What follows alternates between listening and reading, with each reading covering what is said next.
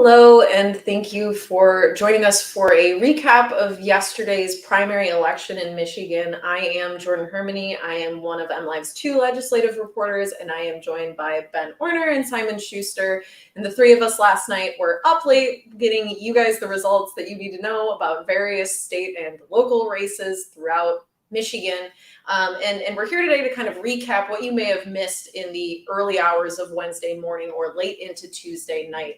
And so with there being so much on the ballot for a lot of folks, I figured we'd just jump straight into it. So 3 of us were at different election night watch parties for gubernatorial candidates. You were at Dixon, you were at Rinke, and I was at Garrett Soldano. And I feel like, Simon, you have probably the most to talk about, considering that Tudor Dixon did take the Republican gubernatorial nominee last night. Right, and it's been such sort of an interesting pivot in the race because, as this primary race concluded last night, because for so many months, first it was shaken at the end of May when we had half of the primary field basically disqualified from the ballot, unable to make it through a signature fraud scandal. And then as polling came out with, basically an undetermined leader because the 2 sort of people who were front running, James Craig and Perry Johnson, were no longer there. We didn't really have a sense of who the leader was going to be, and Michiganders didn't really know these candidates. That started to materialize throughout July, and it's only now in the last couple of weeks that Dixon managed to sort of build up a little bit of a lead. And then on Friday evening, the moment that a lot of folks in Republican circles had been waiting for, was former President Donald Trump endorsed Dixon at 8:30 p.m. So I got a little late start to my weekend, but brought in the endorsement. And then what we saw is sort of what she had already had somewhat of a lead got solidified over the weekend. There was polling that came out midway through the weekend showing that of Republican voters who knew that Donald Trump had endorsed, 60% of them, about 60% of all the voters surveyed, knew that Dixon was the recipient of that endorsement. And so we go into Tuesday, the day of the primary, and at this event, people were relatively confident. No one really had any sort of doubts as to whether Dixon was going to be winning this thing or not. And, as expected, she came in and really sort of set a general election message that has been a polished assembly of all of the points and anecdotes that she had made throughout the primary. Now, where were you guys yesterday again? Yeah, we were in Grand Rapids at the Amway Grand Plaza Hotel. Which is interesting optics, given that her opponents had attacked her for her association to the DeVos family. The DeVos family, of course, billionaire individuals who are famous for founding that company, Amway. Yep. This was sort of really a star-studded event. You had Senate Majority Leader Mike Shirkey. While we didn't have House Speaker Jason Wentworth, there was Representative Matt Hall and Senator Eric Nesbitt both there, who, if Republicans take the majority in the legislature, are going to be leading those chambers. Yeah. And so they were on board, with their campaign relatively early on, as were a bunch of other institutional Republican figures. And so what you heard from her was really a polished message that sort of got at the heart of what people are going to see as these poll-tested issues like elections and other issues where they think that Governor Whitmer is going to be particularly vulnerable. Well, so not to interrupt you, but you talked a second ago about the Trump endorsement, and that pretty much came at the 11th hour. I think everybody was characterizing it as that. Did it really make a difference, do you think? Do you think that, I understand this is speculative now because the dust is settled and Dixon is the gubernatorial nominee, but I mean, do you think that she would be standing in the same position if Trump didn't wade into the race? I think that we would have seen a different outcome. Really? I don't think that Dixon would have necessarily lost, but I think that it would have been a closer race than it was, because this really sort of threw a twist on a lot of people in the grassroots. I mean, this was a race that had clear grassroots favorites in Ryan Kelly, Garrett Soldano, and Ralph Rebant. And from that perspective, they were sort of aligning themselves with Trump. I think you could say in terms of the way that they approached their campaign, Garrett Soldano was undeniably the most Trumpian candidate, very much populist. Because she managed to land the Trump endorsement, which he was essentially lobbied from all directions, including former Education Secretary Betsy DeVos writing him a letter saying, we need to put these things behind us, let bygones be bygones, and get behind Tudor. And then, funnily enough, on the opposite side of that, you had Soldano, who's like, please do not, whatever you do, endorse in this primary. Because I think a lot of folks understood, like, the writing was kind of on the wall once that occurred. Is that, like, safe to kind of say? Yeah. I mean, my understanding was that they were concerned that, an endorsement was imminent, and they wanted to head that off as much as possible. But, I think that there was sort of, Trump had sort of smelled a winner there, and he made a decision that was equal parts strategy and instinct, as he often does. And clearly it paid dividends for the Dixon campaign. But I think that this sort of confused a lot in the grassroots, people who had essentially believed Soldano's, aspersions against Dixon as being bought and paid for by the DeVos family. And then to see, sort of someone they see as, the leader of the Republican Party come out in favor of this candidate who they had, really didn't have a positive view of, I think confused a fair number of people. But at the same time, so many undecided votes. So many people without a lot of knowledge about these candidates, to hear someone who is, I think, undeniably still the leader of the Republican Party put his weight behind her, I think brought a lot of folks over the edge. So give me a little bit of color from last night. You were with Rinky down in Detroit, right? Yeah, we were at an Irish pub in Birmingham. Okay, all right. So what was it like last night? I mean, because going in to the contest, pre-Trump endorsement, it was pretty much assumed by many that it was Rinky v. Dixon, that Soldano could be a dark horse, but that these two were the candidates to really duke it out here. Yeah, that's kind of how it shook out at the end.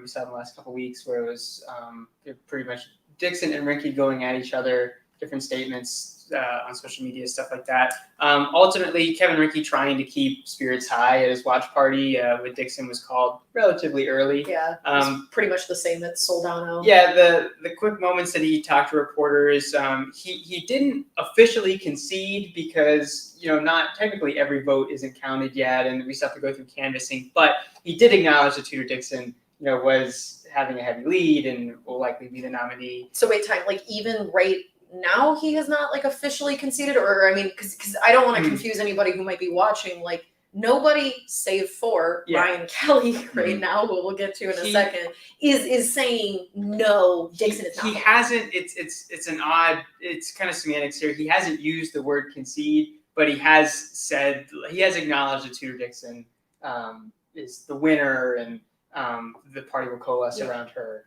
And to note, I just got back from a Unity luncheon in which Kevin Rinky was there congratulating Dixon. Yeah. So I'd say it's safe to say he's behind the candidate. So out of the both of you guys then, I know when I was in Kalamazoo with Garrett Soldano last night, when he did offer his concession speech, he spoke at length about the need for Republicans to set ego aside and coalesce behind Tudor Dixon because all of them have the same shared goal, of unseating Whitmer in November.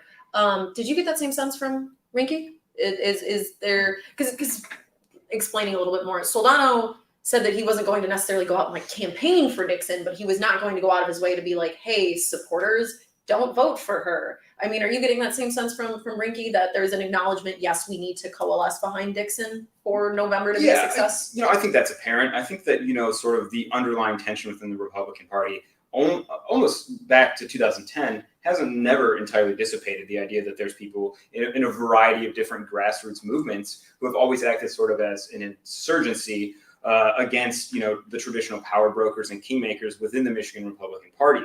And I think the process in which we see over various election cycles has been a process of the Republican Party and the leadership within it reconciling with these movements and in part absorbing them to a certain extent. And I think we're seeing that here again tonight. I think that we certainly see that again with groups who were sort of earlier in the election cycle, groups that had sort of advocated election fraud conspiracy theories, and the Republican Party's recruitment of poll workers was sort of a way in which they can bring in all of those different organizations. And so I think that really the unifying glue here is the fact that they have this common adversary in Governor Gretchen Whitmer, and that by seeing, this opposition to her record is something that is universal among these Republicans. And so I think that may be more than enough glue to carry them through to the election. So this was a question I was asking you earlier, but obviously it's for the both of you guys, but there's been no shortage of folks trying to, for lack of a better word, malign Dixon as being a rhino, an establishment candidate, this other than grassroots sort of individual. But now with this Trump endorsement, I mean, I feel like it's pretty hard for folks to say, hey, like she doesn't represent us when grassroots folks are so behind the former president, and now he's throwing his weight behind her. I mean, I guess, how do either of you see this shaking out in November when it comes to folks needing to go to the polls and vote? I mean, do you think that the grassroots are going to show up? I mean, I know we're hearing it from Michigan Republican Party co-chair Michon Maddock that, we need to get together, like you were just pointing out, get behind Dixon. But I guess what do we really think is going to happen come November? Right. Well, I mean, I think right now, I think it's up to the candidates, because they have to say, they built for months. They built this supporters groups around them, and just from seeing things on social media, folks saying like Dixon, there's something wrong with the votes that Dixon won or something like that. And I think it's up to the candidates to say, no, this was a legitimate election. We've heard that from the Secretary of State as well. But these are legitimate votes, like Tudor Dixon is the nominee. And like we said earlier, this is a primary, but in the end, there is a common enemy for them, which is Gretchen Whitmer. And I think the candidates are going to play a big role in trying to turn that support around and say, hey, we're all in this together. Yeah. Well, and to your point, I don't apologize if I was jumping on your toes for a second, but to your point about the whole, this isn't, how the race should have shook out. We're even seeing Ryan Kelly, who came in 4th in the GOP gubernatorial primary, refusing to concede, even though he's 20-something, 25-something points behind Dixon, and has not a great chance, for lack of a better phrase, to unseat her. I mean, you're already seeing folks who are saying this election, questioning the election's results among Republicans. I mean, what? I think that this is something that's inherent to politics, right? And what's, I think, really interesting and exciting for me as a political journalist and just an American is that we're seeing unprecedented levels of political engagement in our elections in the past couple of election cycles and continuing on through today. And really what candidates, especially in grassroots Republican circles, want is a fighter, someone who's going to sort of take it to the establishment and elites that they view as corrupt and continue to fight for them. And so, but there's something inherent to politics, which is that you may have a highly competitive, at times acrimonious primary, and then when all is said and done, the election is over, you may have lost, and then it's time to capitulate and get behind the nominee because you want to support your party. And I think that a lot of these folks who are in sort of newly engaged in politics, and many other people who believe passionately in their candidate, feel a little bit of whiplash from that, because that's the professionalism of politics, right? You'll do everything to malign your opponent, and then once they beat you, you are all the way behind them. Holding hands, singing. Right, and so, all of these candidates in this primary election season were political newcomers. They weren't running with rhetoric that traditional politicians used, so the cues don't feel the same, right? And I think as a result, it is perhaps beneficial for individuals to continue, kind of keeping the magic alive for their supporters. Yeah, I mean, Ryan Kelly, his almost his whole brand was, I was at the January 6th protest. I, just led an insurgency almost against a political establishment, and he used that to his advantage. He used that high profile to his advantage, and I think he doesn't seem to see there's anything wrong with him continuing to challenge the election results. What he's posted on social media saying that the numbers were fixed from the start, that's obviously false.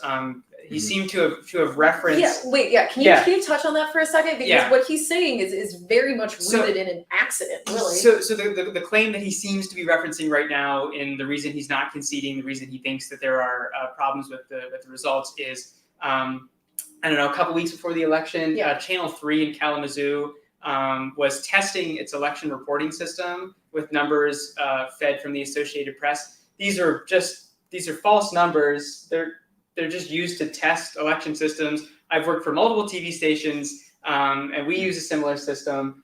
This is an industry standard. It's not. They were not publishing results before the election. They were testing a widget. They were just testing something online. But that page was public accidentally, and just folks who want to sow disinformation took it upon themselves to spread that, saying it was evidence that the election would be rigged for Tudor Dixon. It just so happens that Tudor Dixon led in those simulated election results. Yeah. But that seemed to be the thing that at least a foothold for him to. And for deniers to Yeah. be like, look, this was rigged because she did lead in Yeah. this fake poll that was as nowhere grounded. in as reality. canvassing starts and the election results like finish up and we see reviews of accuracy, that kind of thing. Obviously, Ryan Kelly's beliefs, shall we say, will be found to be false. Yeah, I think if there's any sort of a couple of big takeaways from this gubernatorial primary, it's one, that former President Donald Trump still obviously casts a long shadow in this primary, and that he sort of is a superseding sort of direction for a lot of grassroots supporters, that people who might have otherwise gone to Soldano or Kelly, I think were pointed towards Dixon because of this endorsement, and they were sort of pliable in that regard. And I think that, that's a difficulty for candidates down ballot who, might be more Trumpian, but weren't able to get the endorsement. And I think also, too, really important is that money matters and continues to matter in these elections a lot. Soldano was someone who had a great ground game as a candidate. He had a ton of volunteers behind him that really gave out a lot of yard signs, knocked a ton of doors, made a ton of phone calls. I think that he had more volunteers than any other candidate. Well, and he also had a leg up because he had started his social media presence and just established himself early online by doing all those anti-COVID lockdown protests. Right. And so he had this following that, sort of followed him into his campaign, and so did Ryan Kelly. But at the end of the day, these two totally unknown candidates that didn't have a grassroots following, both Kevin Rinke and Tudor Dixon, were able to outperform them both. And I would say that it's in large part because they spent millions of dollars on broadcast advertising, and they were able to get their names in front of voters because the majority of these candidates outside of very conservative circles were unknown and remained unknown for almost the entire election season. So we're now looking towards November. It's going to be Tudor Dixon. It's going to be Gretchen Whitmer. I guess what right now does Whitmer have going for her from a 10,000-foot view? What does Dixon have going for her? Your face says a lot, so I'm going to let you lead this one off. Well, I think that the clearest and most obvious thing, right, is an enormous pile of cash. Absolutely. So large that you probably couldn't even see her at the top of it. She has raised a record-breaking amount of money, about $30 million in this election cycle, and is sitting on almost half of that as to dispense. And I think what's really telling is that if you look at the last week of this primary election, the gubernatorial candidate that had the most money being spent on their favor in the airwaves was not a Republican, but Governor Gretchen Whitmer. And so if outside organizations supporting her can outspend the Republicans when she is uncontested in her own primary, I think that sort of, it might be a little bit of a preamble of what's to come in the general election. So it's going to be absolutely essential that Dixon as the nominee can make the case to sort of these deep-pocketed forces that are willing to turn on the spigot and drop tens of millions of dollars into this election, that spigot is turned on for her. And if she can't make that case, and it doesn't have the sort of financial resources at her disposal to sort of get her argument out to voters, it's going to be a really uphill battle for her. Mm-hmm. And along with that, the election prediction organizations that I've seen have the governor's seat as like leaning Democratic already. So even though Dixon has a money advantage right now, she also has, just a built-in disadvantage, and she's going to have to do a lot of work to unseat Whitmer. Mm-hmm. Okay. So just for anybody who's watching along with us, if you guys do have questions, please feel free to drop them into our Facebook comments, and we will try and get to them and answer them throughout the rest of this half an hour. But just kind of pivoting now, obviously, silly statement, there was more than just the Republican gubernatorial contest on the ballot yesterday. We had a number of hot congressional races. And Ben, if you would be so kind as to recap us on what a lot of people are not necessarily calling an upset, but it's definitely maybe not what some expected. Yeah, this is pretty big. John Gibbs, who was a former Trump administration official, defeated Peter Meijer for the 3rd district, that Republican primary. Meijer, that's the district that's centered around Grand Rapids. Meijer, obviously famous last name, had a lot of name recognition and resources, was defeated by Gibbs, who ran a very good grassroots campaign. we didn't really know what was going to happen with this. There wasn't a lot of polling. We didn't know how well Gibbs having the Trump endorsement would work in a more conservative but moderate district.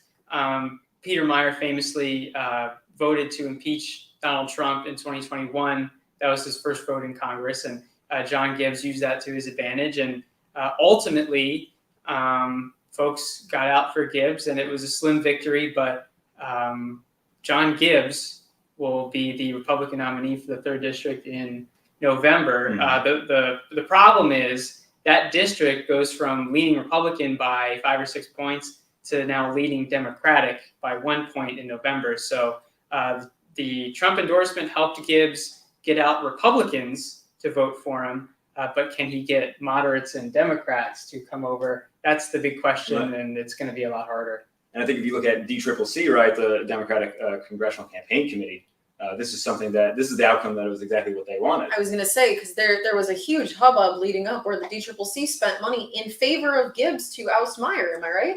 It's a little bit, actually, they were a little bit sneakier than that, in that this was an attack ad saying that John Gibbs was too conservative for West Michigan, which is really successful for, perhaps Trumpian voters who really believe that, Meijer and his vote against or to impeach Trump, is sort of disqualifying, then it's going to motivate you more to come out and support this guy.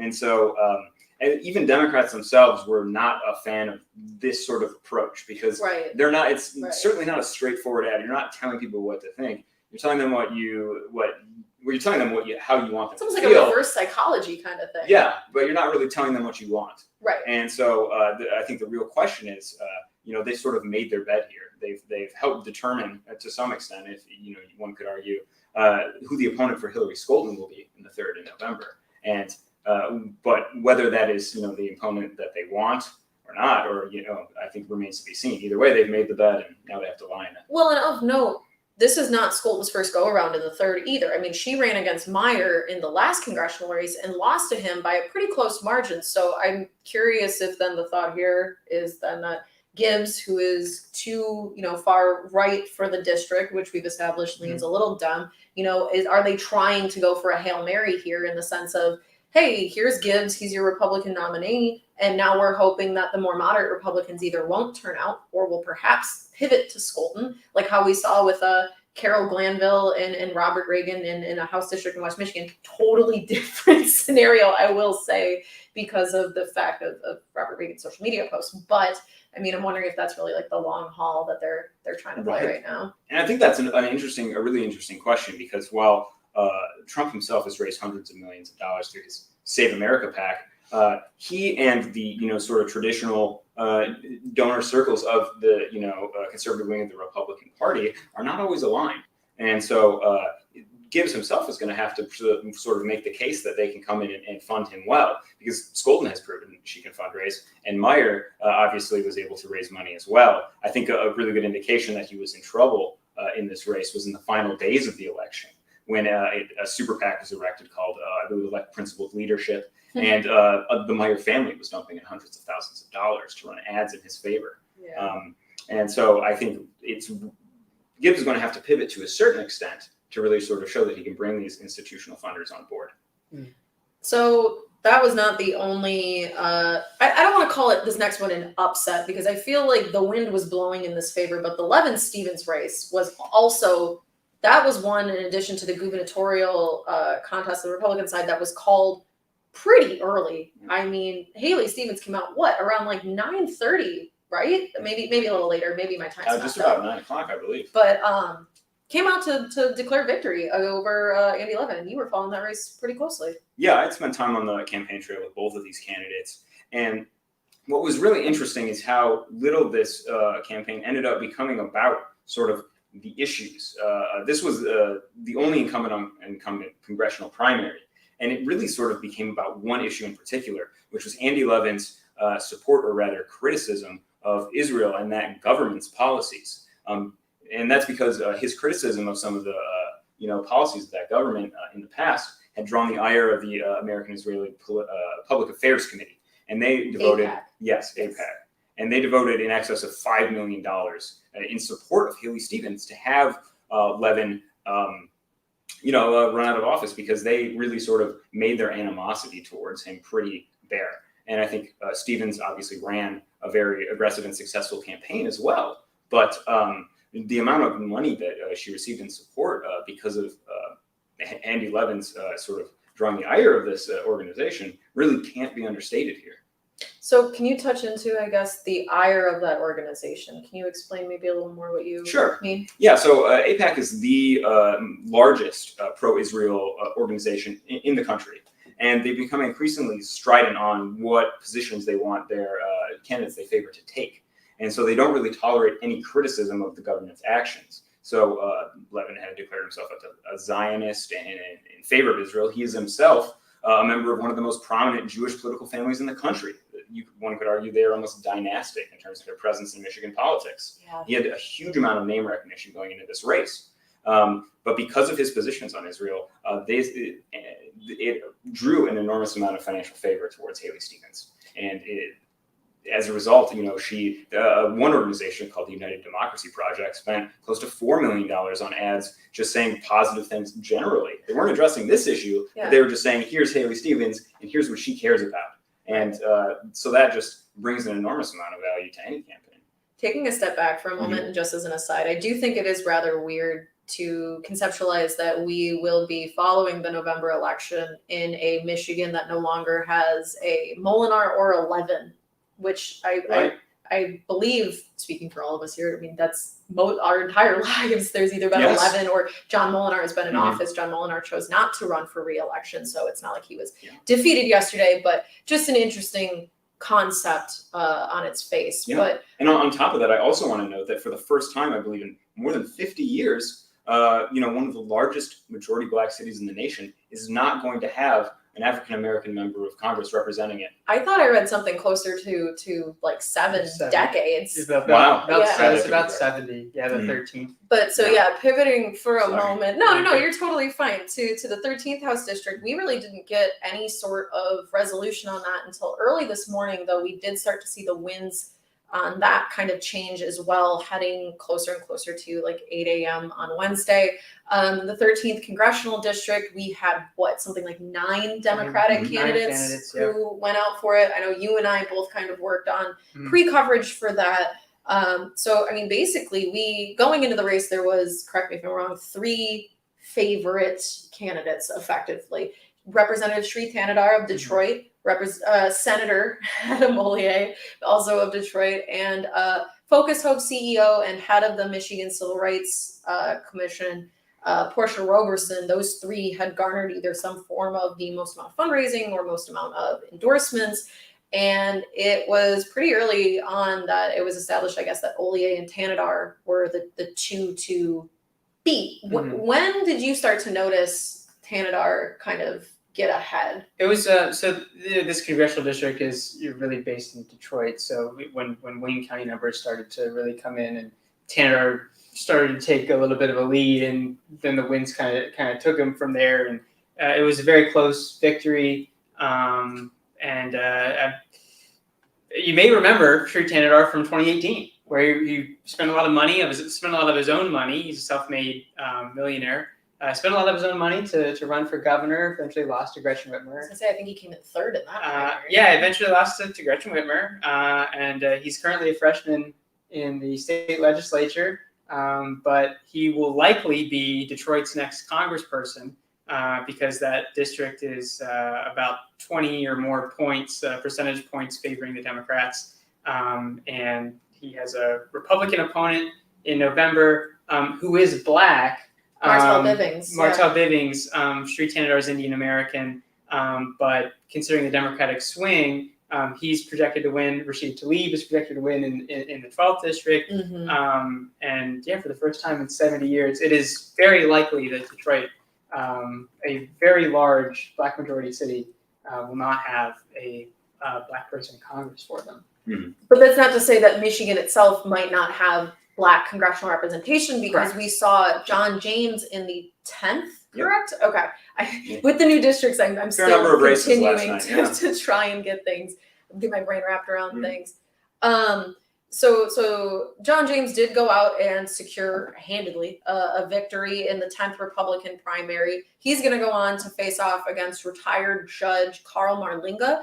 And that is looking definitely to lean a little more towards James's favor. By a little, I mean a lot. So, I mean, that's not to say that Michigan itself wouldn't have any Black congressional representation, but it is particularly stunning to think that Detroit itself is not going to have any of that. Right.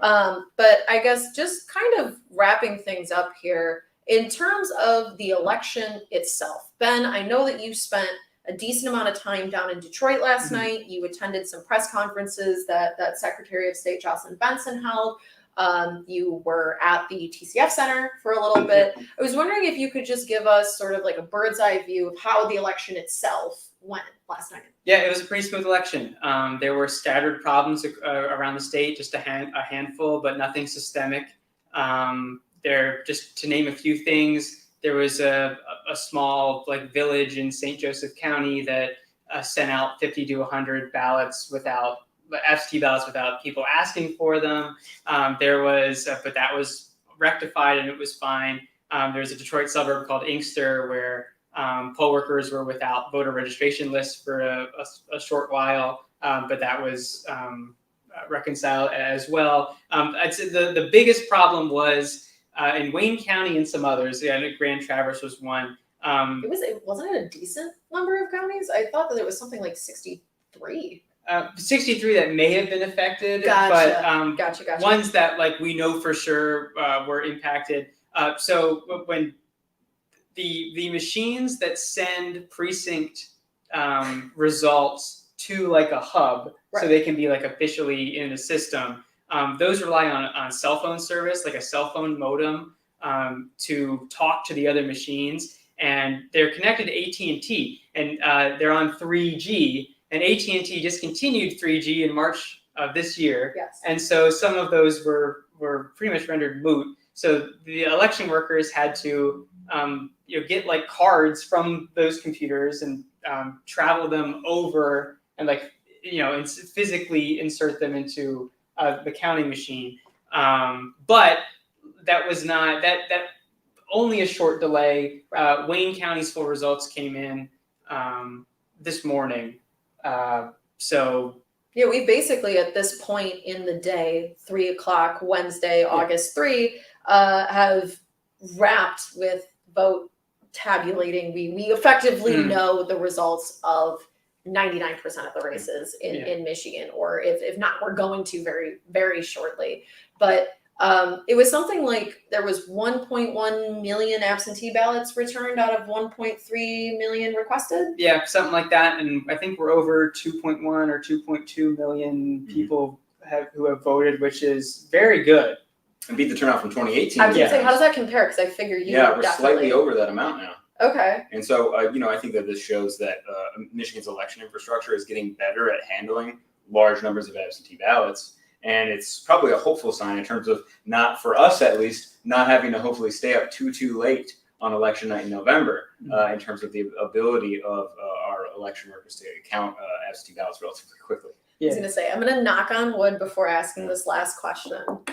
Do we think that this is something, the smoothness of the primary, that will be translatable in November? Should voters expect this same sort of level of efficacy here? That's a really difficult question. I mean, the real problem is that we're going to see a lot more turnout than we are in the general election. And, I think that it's going to be interesting to see what proportion of people opt for absentee ballots with no reason absentee. And current laws, you can't open and evaluate absentee ballots ahead of time. So depending upon how much they have, that really sort of gauges how much backlog workers have to deal with after polls close on election night. I'm an optimist eternally, so I feel that we should. I wish I had what you have. That we should. Yeah, it's great. That we should expect that things will go well. I think if the primary is a preview of the general, then it's good. There were scattered, very minimal problems, but overall things were smooth. The election was secure, according to Secretary of State Jocelyn Benson. And she noted that in 2020, Michigan election workers got so much experience handling absentee ballots that they were prepared for this year, and I'm sure they'll be prepared for it in November. But Jocelyn Benson continues to pressure the legislature, saying that we need more time to process absentee ballots. If half of Michigan is going to vote absentee in elections going forward, she believes it's unacceptable that absentee ballots can't be started to be counted until 7 a.m. on election day, when other states like Ohio, for example, which is a red state, has a lot more time. Well, and you're starting to even see whispers of that on Twitter. I know earlier today, I believe it was Macomb County Clerk Anthony Forlini was talking about wanting to be able to pre-process ballots, but maybe keep them on, not maybe, but keep them on a like tabulation machine that cannot be, the results cannot be read until something like after the polls open on the election day. I know that was echoed by a couple different clerks, but I think that this is, if you guys are cool with it, a pretty good place to cap it, because there is so much that went on between last night and this morning that if we were to keep you on a Facebook Live, we'd be here until tomorrow still talking. Yeah, we didn't even touch the state legislature. We did not touch the state legislature, which is something I have written on extensively for today. I'm just giving a brief, I guess, overview. A lot of the incumbents who were anticipated to win won. There were a couple upsets. If you are interested in the results of the state legislature, I am going to be publishing something later on today on that. Looking forward to reading it. But yeah, make sure that you keep in touch with all of our political coverage on mlive.com/politics, I believe is the URL. If not, just look up MLive Politics. It will be there. But we will be keeping our finger on the pulse of all of these races moving forward, legislative, gubernatorial, and otherwise. The election is November 2, but no, yes? 8th. Thank you. Oh gosh, I'm August 2, November, thank you. November 8th. And we will be keeping you up to date with all of our political coverage in the meantime, but thank you very much for tuning in, and have a good day.